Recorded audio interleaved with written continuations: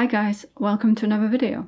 This time I'm going to show you my music listening corner in my new studio.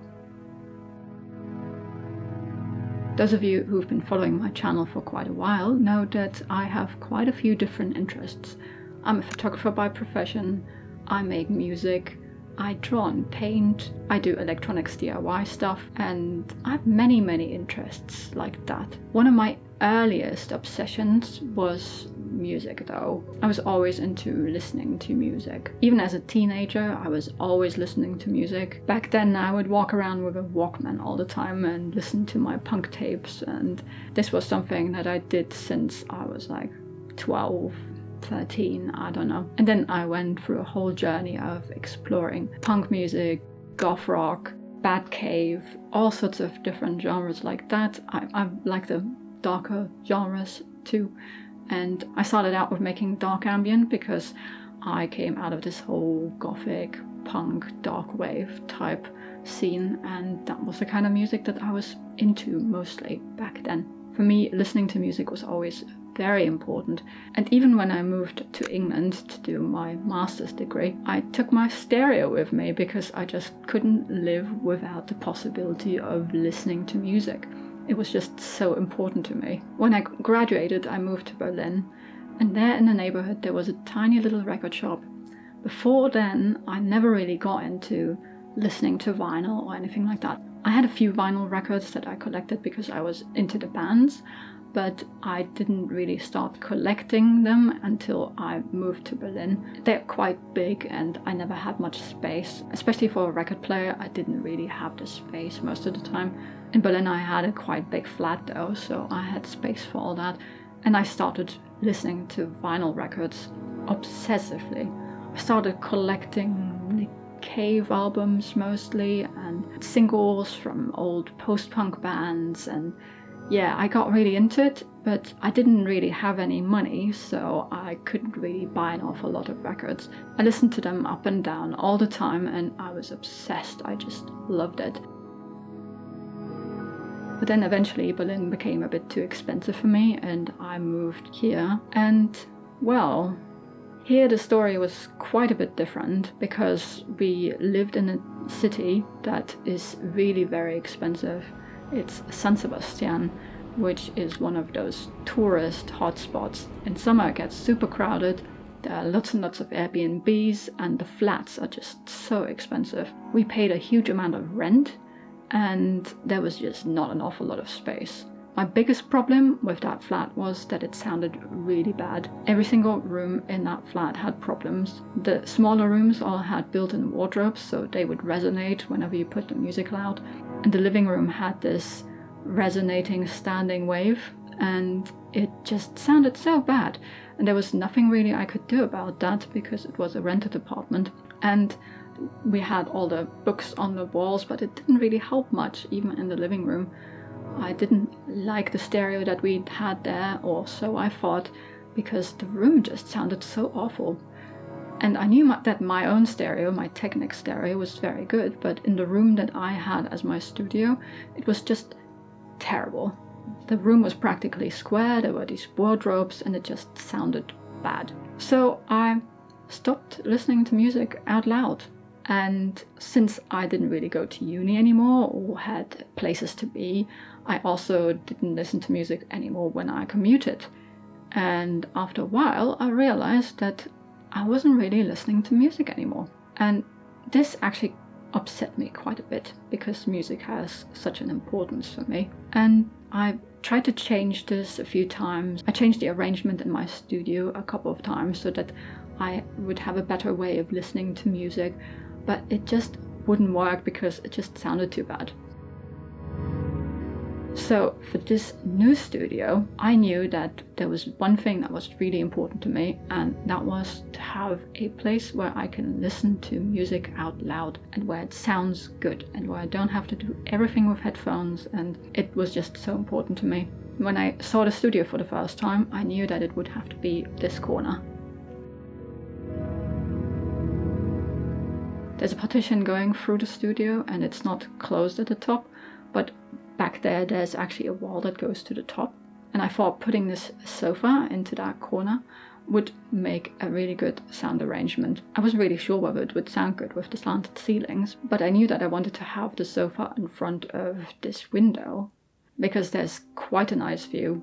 I'm not going to show it to you because of privacy reasons, but you can imagine palm trees and mountains, and it's just so lovely, the view. It's really, really nice. And that's what I wanted to look at while listening to music. The only problem with that space is that it's quite small, so I didn't really think that I would have the space for my big Technics stereo. So I went experimentally with my husband's old stereo, which is a Panasonic. It has a 5 CD changer, which is something that I don't really use an awful lot, but it has it anyway. It has a tape deck, which eats tapes and destroys them, so no, I'm not going to use that either. But the speakers sound actually really good in this space. They have a surprising amount of bass for such a small setup, and they sound really good actually in this space.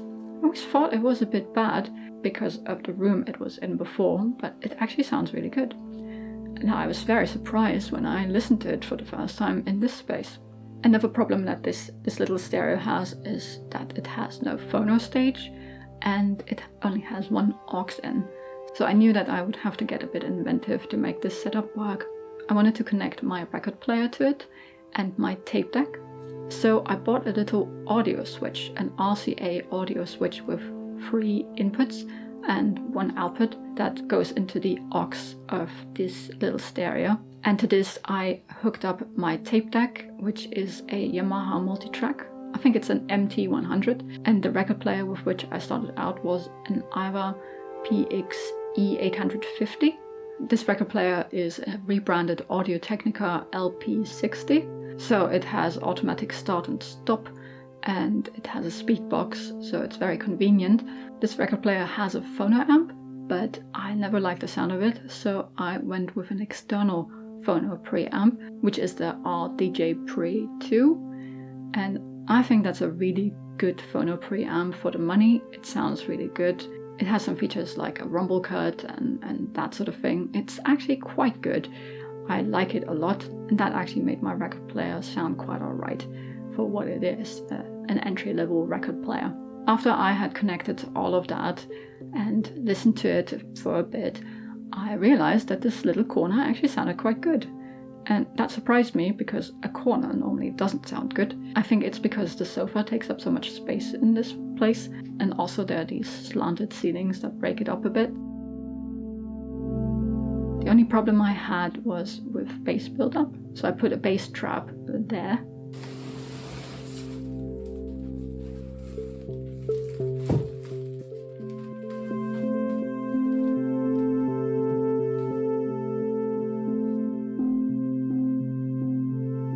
First had a different bass trap in there that I use on the other side of the studio where it's not so essential, and that one wasn't enough. I needed a bigger one for this little space, and after I put that bass trap there, it really sorted out the low end and it sounded really great already. Since the partition of my studio is open at the top, there was still a bit of room echo and reverb from all of that though. So let's see how this sounds. There's some resonance here somewhere. There it is. And there are all these reflective surfaces, so I'm gonna try to do something about that, but I don't know how much I can do with that whole wall that I can't really properly treat, but I'll try. He stuck the little thing there. Well, every little helps. Okay. Okay. Touch these 2 points first.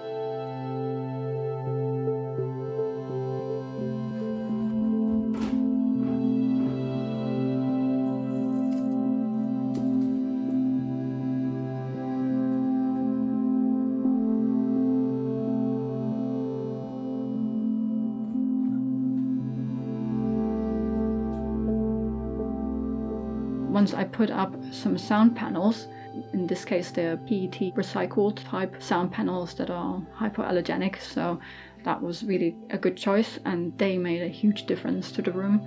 I really like those. And that sorted out all the issues I had with sound in this space. And now this little corner sounds pretty amazing.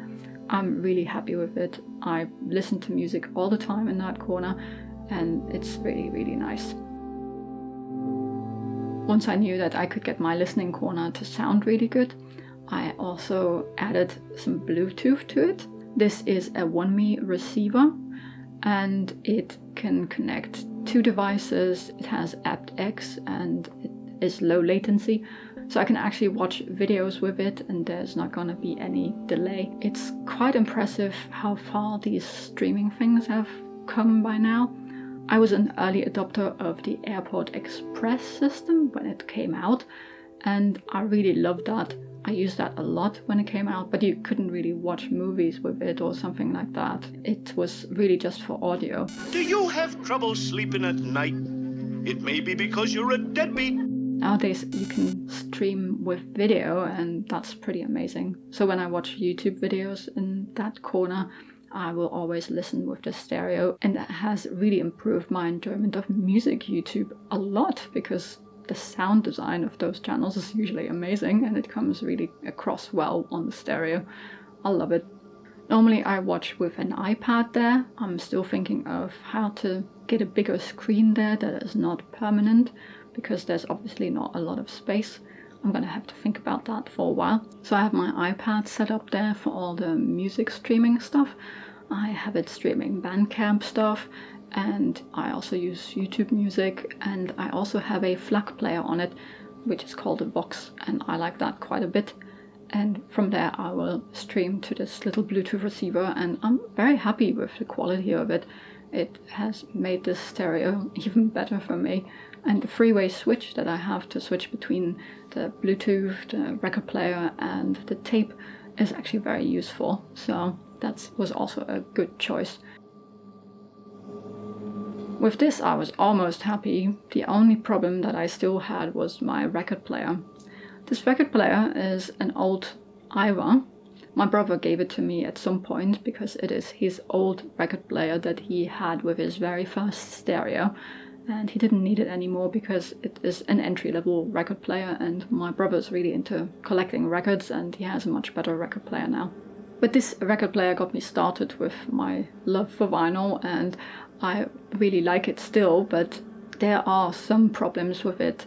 I always had problems with sibilants, especially whenever I change the stylus. For a while it always sounds really bad, and that's not really what's supposed to happen when you change a stylus, right? And I was always wondering whether the problem was with the records or with the player, and as it turns out it was always the record player, which I realized after replacing it with a better record player, obviously. I've been meaning to upgrade for quite a while, but I never really had the space to listen to it properly, so there was really no point in buying something better. And now that I have this great space to listen to music, I wanted to upgrade it finally. I chopped around a bit and looked for the right options, and I was really quite confused by all of the options that I found there. Most record players nowadays are not automatic, they're all manual, and then you end up paying a whole lot of money for absolutely no convenience whatsoever. No automatic stop, no automatic start.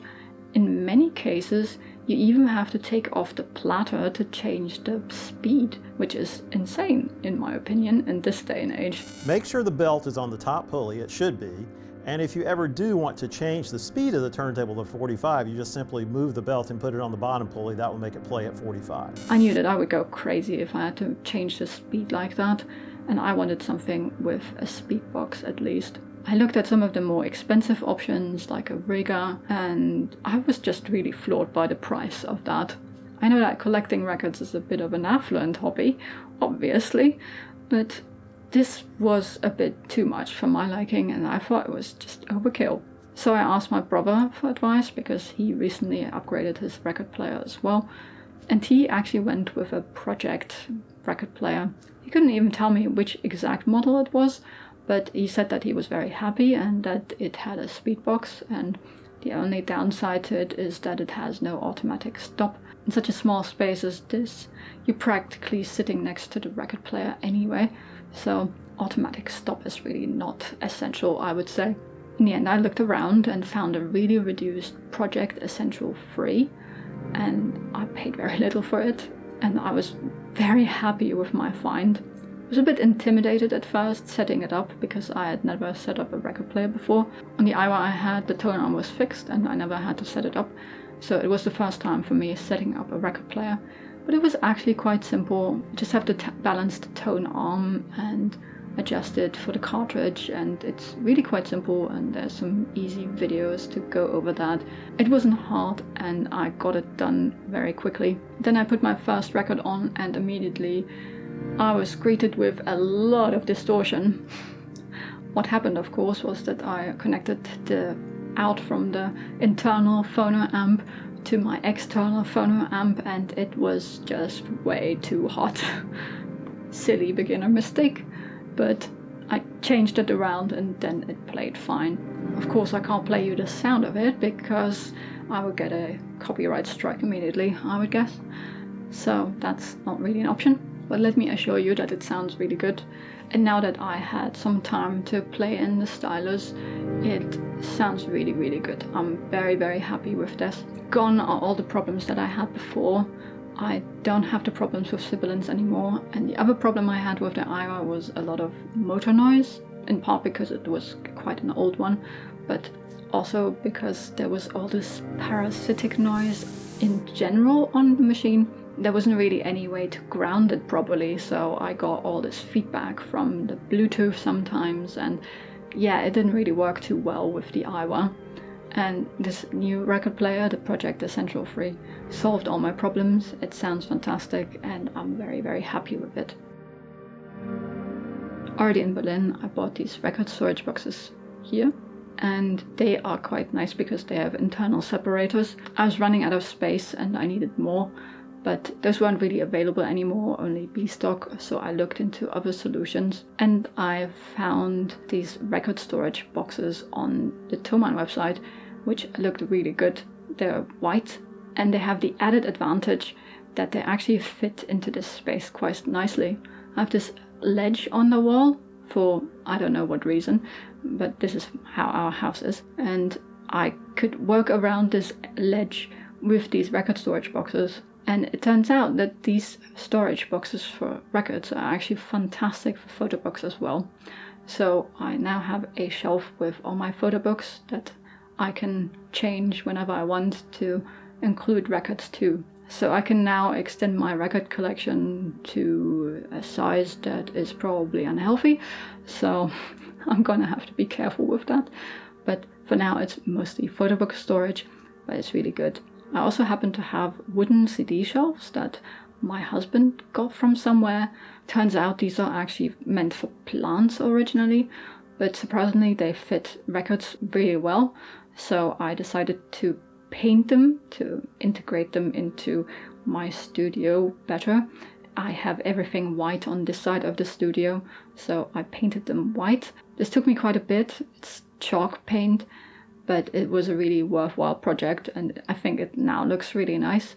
It's not an ideal solution, they're open on the bottom, but I don't think it's a big problem. And then to prevent the records from touching the wall, I put a wood thing there, which is meant as something to decorate. You can paint it or whatever. It happens to fit that thing really well. So this is just to prevent the record from touching the wall, because the wall can get quite cold in winter and I don't want the records to get moldy or something like that. So you have to be careful with that sort of thing. It's really cool. I can just flip through my records there. I usually have the records there that I listen to the most, what's on heavy rotation at the moment, and it's very convenient to have it right there next to the sofa and right next to the record player. So I don't have to get up to put on a record. I can just pick one from there, and yeah, it's really nice. I also have CD storage in this studio, but it's on the other side. I still listen to CDs quite often, but not all the time anymore.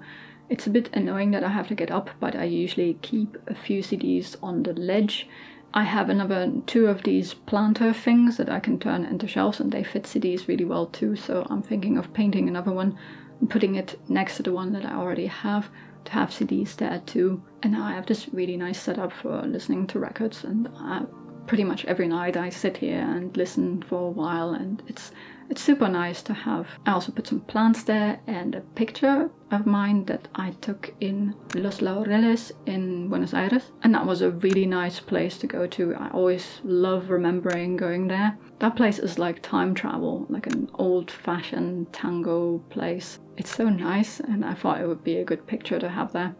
Next to the sofa I have this little side table on which I keep coasters to keep my glass of water and so on. But I also always keep a Mojo guide on there.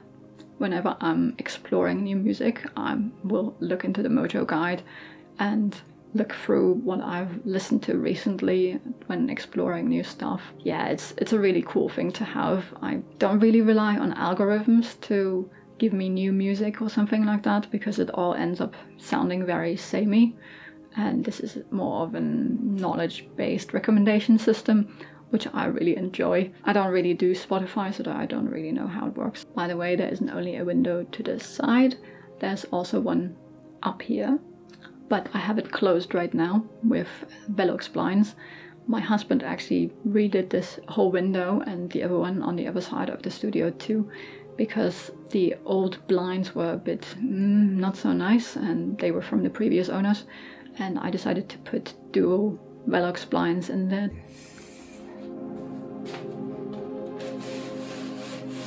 Holy shit, this is proper blackout. With this I can control the light better in here, which is important when you're filming. And also because it gets really quite hot, and I have to close it also to keep the sun off the records, basically. If you're wondering about the cuddly toys, that's just how I roll, because my parents had to get rid of a lot of stuff and there wasn't any space for my cuddly toys anymore, and I didn't want to give them away. I just had to hang on to them, and now they live here with me on my sofa. They keep me company while I'm listening and give me very bad advice.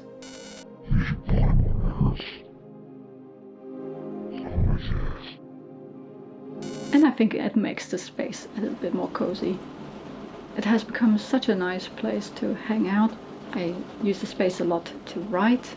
I plan my videos there and watch YouTube there, and I listen to records and I hang out and I relax. I procrastinate when I'm doing other stuff. Instead of video editing, I will sit there and listen to records instead. And I think that's really important to have in a studio. A studio shouldn't just be all work, it also should be a bit of play. And especially having a lot of inspiration is something that is really important to an artistic practice. I've been a photographer for quite a long time, and I go through these creative challenges sometimes. I go through ruts and I don't know what to shoot and I get frustrated. And then it's always nice to have a space where you can just relax and try to find inspiration. And having the space here, the sofa, with the photo books very close by, is a really nice thing to have. Then I can listen to music, which can always inspire me to make my own music. And to have this kind of relaxed space is just such an important thing to have in the studio. And I think this corner turned out really amazing. I love how it turned out, and it's one of my favorite places in the house now. My husband always says that I now live up here, and yeah, it's just because it's so nice.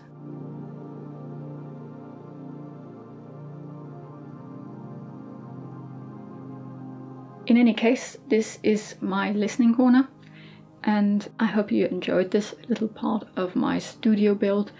There will be more videos like this coming that show you other parts of the studio. This one was quite important to me because music is such an important part of what I do, and I wanted to show it to you because it's now my favorite spot in the studio. If you enjoyed this video, then please leave a like and subscribe if you haven't done so already. It really helps out my channel, so I would really appreciate it. You can also support my channel on Ko-fi or buy my music on Bandcamp. This makes more expensive projects possible. It especially helps with the kind of more expensive DIY stuff, like the Eurorack DIY modular stuff. It really helps out with those because those can be quite expensive. So if you want to see more of the Eurorack type stuff, then your support will go a long way to making that happen. But of course, the liking, the subscribing, the commenting is already enough. It's just there as an option if you want to support what I do. You can expect more videos like this one. I definitely want to show you the rest of the studio too.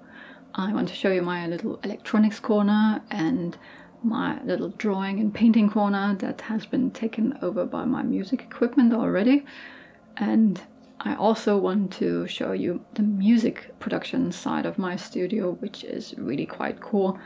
And I'm very happy with how this whole studio turned out, and I want to show it to you in all its glory, so there will be more videos like this coming up. So if you enjoy this sort of thing, consider sticking around. I would be happy to have you here. In any case, I hope I see you soon for another video. Bye!